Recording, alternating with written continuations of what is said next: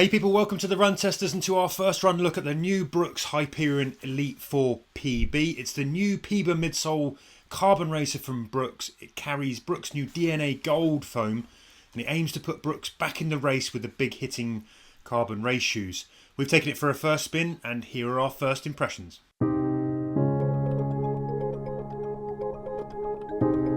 Some quick details first, and stack height comes in at 40mm in the hill, 32mm in the forefoot for an 8mm drop. On weight it lands at 200 grams or 7.1 ounces in my UK men's 8.5 test shoe. On price, it's a bump up on the Hyperion Elite 4 at $250. It was $220 before. We didn't have the UK price at the time of recording this, but we will stick it in the caption below once we get it. We're recording on a Sunday night, so we can't email people to ask them.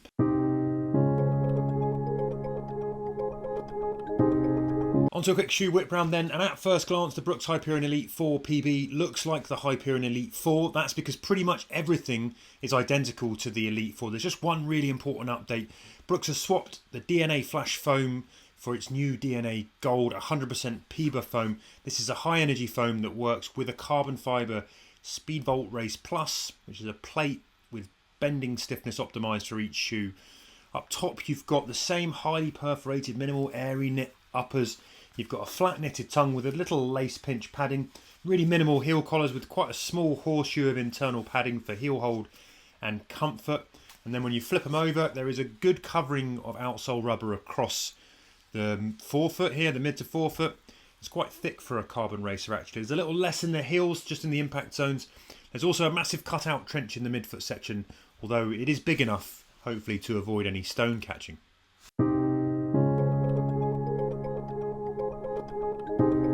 So the fit for me in the Hyperion Elite 4 PB, I'm a size 8 in the UK, this is a size 8. It's very much what you would expect from a high performance race shoe. It's not the roomiest fit around, but it's, in comparison to a lot of other race shoes, it's probably slightly roomier than things like the Alphafly 3.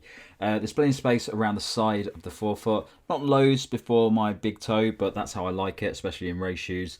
And around the midfoot, it's pretty lean, but it's still fairly comfortable. The upper's fair, it's got quite a lot of give in it. It's a very thin, breathable upper, and it does give quite a lot of flexibility as well. So it's a very comfortable shoe to wear on that first run, and I'd definitely say to my size in this shoe. So it comes to fit of the Hyperion Elite 4 PB. It's exactly the same as the fit I had on the Hyperion Elite 4. I've got my normal running shoe size here. It's got a comfortable fit around the toes. It's probably a little bit more dialed in than some of Brooks's cushion shoes like the Ghost and Glycerin, but certainly still have enough room there. I did a long run in it today and had no problems with that at all.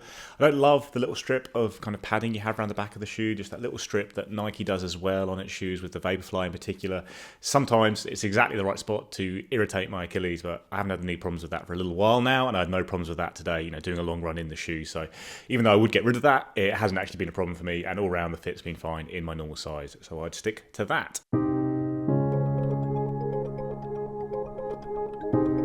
Good morning from London. I'm about to do my first run in the Brooks Hyperion Elite 4 PB, the PEBA version of the shoe. Got a pretty big run to do in the shoe out of the gate today. I've got a 22 miler today as part of my London Marathon training. Not London, Seville Marathon training, and then London Marathon training. I'm going to do, of those 20 miles, the first 11 I'm going to do at 6:30 per mile pace, and then the second half is going to be at 6 minute per mile pace. Obviously, a bit risky to do this with a shoe straight out of the box, not something I'd advise, but as the fit and everything is so exactly the same as the other version of the shoe, which is always fine for me, I think it's okay. It's just a new underfoot feel we're going to be testing out today. Hopefully provides a nice level of support and bounce throughout this run, which is acting basically as like a full dress rehearsal for the marathon. I've got all my marathon kit and nutrition in place, so, you know, just different stuff on top because it's a bit colder here than it hopefully will be in Seville. So yeah, going to head out and do that now. Should be fun.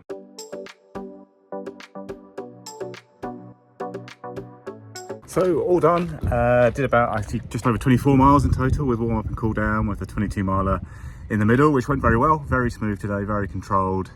Yeah, really felt good out there, just ticked off the miles, put on a bit of music in the last 5 miles, singing along, great day, lovely sunny day. Just, yeah, really good positive run, and yeah, Brooks have got a shoe now. They've got a good shoe here. It's got the feeling you need underfoot. PEBA foam, carbon plate, big stack height, just the classic ingredients that we've all known for a long time. It's just in the shoe now, and now it's really to see what Brooks can do to refine it, because obviously This isn't geometry designed for this foam, it's just your classic Hyperion 4 with a better foam in, and it's improved the shoe massively for sure. It's a lot more comfortable, bouncier, lighter, poppier, just, you know, better all round. And the ride was great today, like, yeah, nice and comfortable, you know, fairly relaxed first half, ticking along with a nice comfortable ride underfoot, and then that light bouncy feel in the second half of the run when you wanted that as well. Personally, I probably prefer a slightly more rocketed ride with a bit more foam under the forefoot, because, you know, it still kind of snaps through a little bit with that aiming drop, but it wasn't uncomfortable at all under my forefoot, even with, you know, a fairly long run today. So all round, big improvement, big step in the right direction. I think this is a shoe that you can run fast in. It now puts Brook amongst the pack with every other brand with their kind of classic PEBA shoes with high stacks and plates. And this is a really good one. It's a nice lightweight one. It's comfortable. It's not too squishy, but you have got a nice level of softness underfoot, a lot of bounce. And yeah, excited to see what happens from here with the Brooks racing line, and look forward to doing a bit more running in this shoe. I'll do some kind of faster, shorter reps in it, having got that long run out the way now, and really impressed me on that one today. So my first run in the shoe was a park run this morning. I've not done a park run for a long time. I've not done a 5k race for a long time. So I went down to Preston Park in Brighton to see where my fitness is at. And it's not great, but it's not as bad as I thought it was. I ended up with a 19:17, which is about a minute off my PB on that course.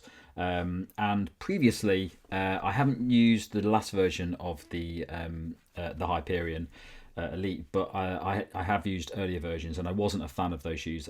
They just didn't have what I wanted from a carbon plate shoe. The foam just wasn't soft and bouncy enough for me in those shoes. And I would very rarely pick those shoes up for anything. I'd probably at best use it for tempo training or something like that, but definitely not for race day.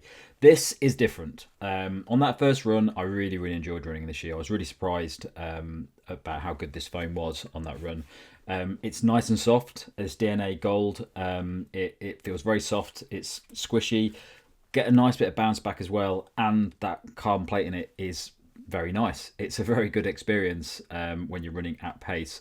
It's also a relatively natural feeling shoe as well, so it's not too aggressive for me on that run. It felt very nice and comfortable to wear over the course of it, but did feel like I was getting quite a lot of energy back over the course of that run.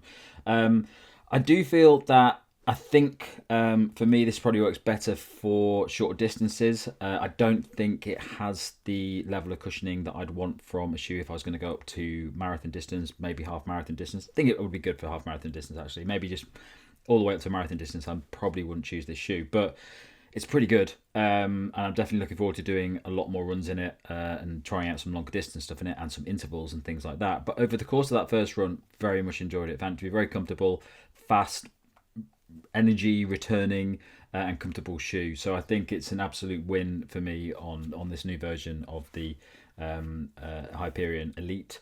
And the outsole as well. I really like this outsole. It was a little bit wet on the ground today, and this rubber was absolutely fine. Didn't have any problems. There's quite a lot of switchbacks on the park run that I did on slightly wet ground. No issues at all. Felt very good, and quite stable as well. So yeah, very much enjoyed that first run, and very positive about testing this shoe out further. So I've been really excited to test this one. There was a lot I liked about the Hyperion Elite 4, the fit, the comfort, but it just lacked a lively edge that you get from some of the very best carbon race shoes.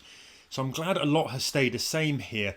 And for this first run test, I did a 10-mile mixed pace run with 4 miles at marathon pace, a couple of miles slightly slower, and then I did 4 miles easy, or what might be described as kind of the wheels have come off pace, just to see how it would feel, you know, towards the end of a marathon, that kind of stuff. Now, when you first pop them on, they've got good overall comfort. I found them easy to lace them on and get them comfortable, good lockdown. Everything sort of feels light and agile, and it's sort of nice fit, easy disappearing. All of that kind of stuff is there.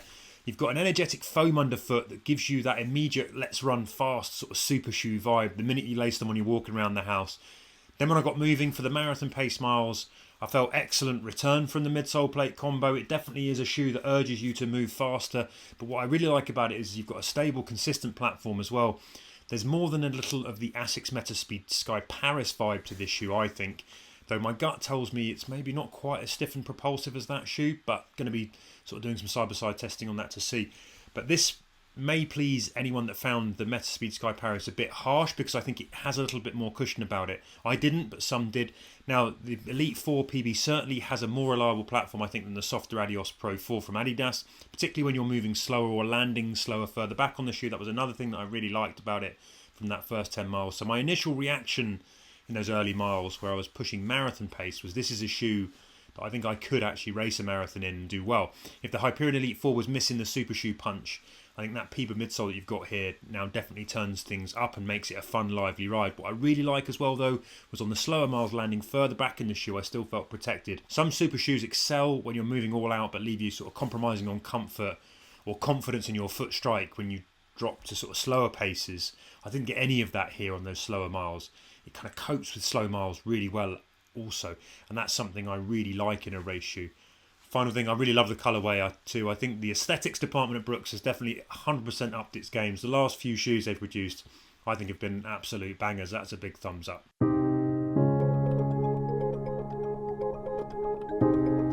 So my early verdict on this shoe, I really like it. I'm based on my knowledge of previous versions of the shoe, I've never been a massive fan of the Hyperion Elite range, but this shoe I really have warmed to very quickly on that run. It feels very comfortable, fast, nippy, a lovely bit of energy return from that midsole. A little bit softer than what I've experienced previously, and definitely a shoe that I'm likely to start using for races.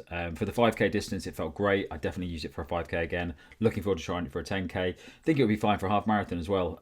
So I've got a Brighton half marathon coming up soon. I'm deciding what shoe to wear for that race. So we've got a few coming in, like the Saucony Endorphin Elite 2, which I would quite like to test out as well. But this, finally, Brooks has made a race shoe that I am tempted to use for races now, which I wouldn't say about the early versions that I tested of the shoe. So definite thumbs up from me on that first run, and definitely looking forward to doing a lot more runs in this shoe. So my early impressions of the Hyperion Elite 4 PB are all very positive. You've got a really solid carbon plate racing shoe here with a classic design, standard stuff, 40mm at the heel of a PEBA foam with a carbon plate, 8mm drop, just runs well, is very lightweight, is protective underfoot with enough squish there to for those long runs, but a nice responsive toe off. And Brooks is now a bit more competitive in this market. The fact it's taken until essentially the 5th model of their racing shoe, or the 4.5 model, is disappointing, because we've all kind of known what you could have done with shoes with PEBA foams for a long time now, but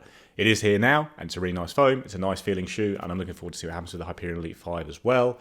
Not sure the Hyperion Elite 4 PB is really going to necessarily stand out that much on the carbon shoe market, but I do think the performance is there, puts it into the bracket where, you can race in the shoe and you're not really going to be leaving anything on the table by not opting for a different shoe. But as I mentioned in the run test, I want to get out and do some short, fast stuff in it as well, and push it maybe in a race if I can. But all round, I enjoyed the shoe today on that long run. It's got a nice feeling to it, and Brooks certainly now has a much more competitive racing shoe in its lineup.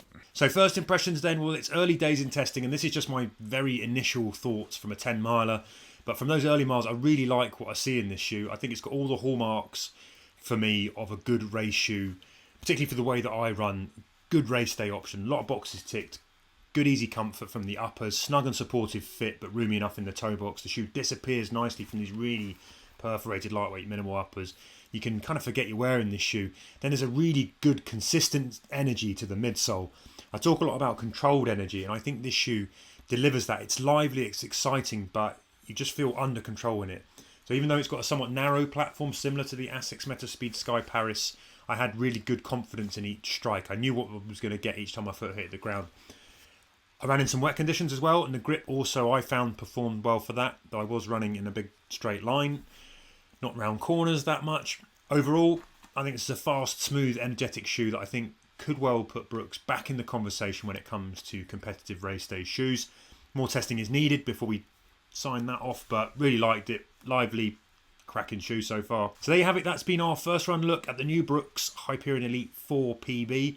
We will keep testing to bring you a full review as soon as possible. If you want to hear when that lands, make sure you're subscribed to the channel, and you have to ring the bell as well. You'll get notifications if you do all of that.